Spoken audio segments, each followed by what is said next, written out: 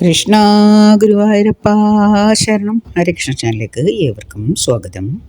ശ്രീ പത്മനാഭസ്വാമി ക്ഷേത്രത്തിലെ 6 വർഷങ്ങൾക്ക് ഒരിക്കലായിട്ട് നടത്താറുള്ള മുറജപം ഈ വരുന്ന 20-ാം തീയതി, അതായത് നാളെയാണ് ആരംഭിക്കുന്നത്.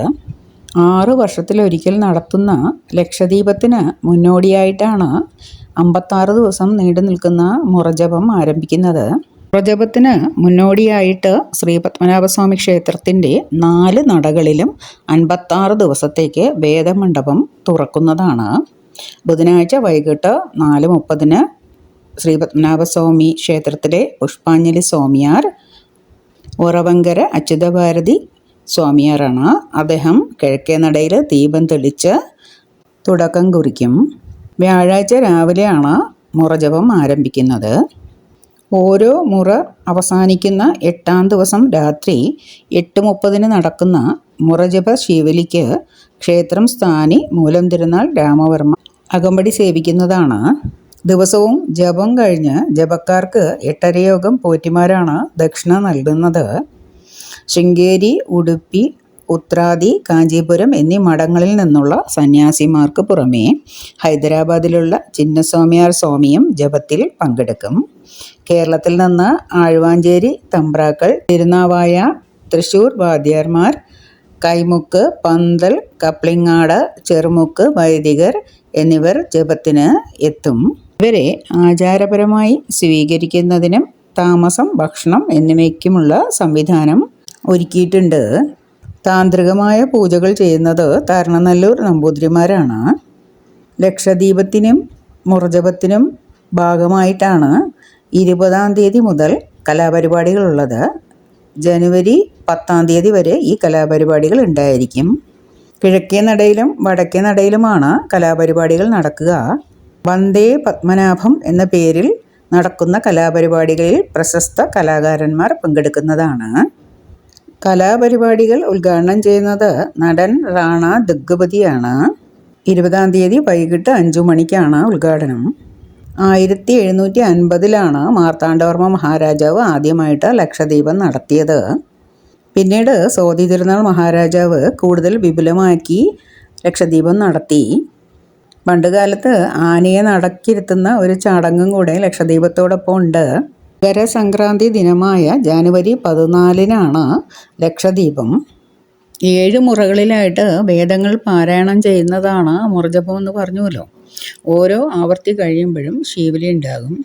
രാജ്യത്തിൻ്റെ ഐശ്വര്യത്തിനായിട്ട് തിരുവിതാംകൂർ രാജാക്കന്മാർ 56 ദിവസം തുടർച്ചയായി നടത്തിപ്പോന്ന മന്ത്രോച്ചാരണ സത്രമാണ് ഈ മുറജപം. മറയും മുറയും എന്നാൽ വേദവും ശാസ്ത്രവും എന്നാണ് അർത്ഥം. ഇവിടെ മുറജപം എന്നതുകൊണ്ട് ഉദ്ദേശിക്കുന്നത് മുറതോറും ഉള്ള ജപം എന്നാണ്. മുറ എന്നാൽ 8 ദിവസം എന്നൊരർത്ഥം കൂടി ഉണ്ട്. അങ്ങനെയാണ് 7 മുറ ജപം നടക്കുന്നത്. ആകെ 56 ദിവസമാണ് മുറജപം. തിരുവിതാംകൂറിൽ കൊല്ലവർഷം 925 മുറജപം ആരംഭിച്ചത്.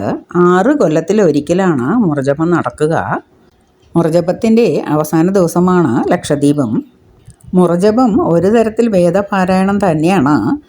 പത്മനാഭസ്വാമി ക്ഷേത്രത്തിൽ ഋഗ്വേദവും യജുർവേദവും സാമവേദവും ജപിക്കുകയും കർമ്മങ്ങൾ നടത്തുകയും ചെയ്യുമ്പോൾ അത് നാട്ടിനും ഭക്തജനങ്ങൾക്കും ഐശ്വര്യം പ്രദാനം ചെയ്യുന്നു. ഇപ്രകാരമാണ് രാജാക്കന്മാർ മുറജപം നടത്തിയിരുന്നത്. മതിലകത്തെ നാലമ്പലത്തിൽ രാവിലെ 7 മണി മുതൽ രാത്രി 9 മണി വരെ മന്ത്രജപം നടക്കുന്നതാണ്. സഹസ്രനാമം വൈകിട്ടാണ് ജപിക്കുക. മുറജപത്തിൻ്റെ ശീവേലിക്ക് ഭഗവാന് വാഹനം 1-ാമത്തെ ദിവസത്തിൽ എടുക്കുന്നത് അനന്തവാഹനമാണ്.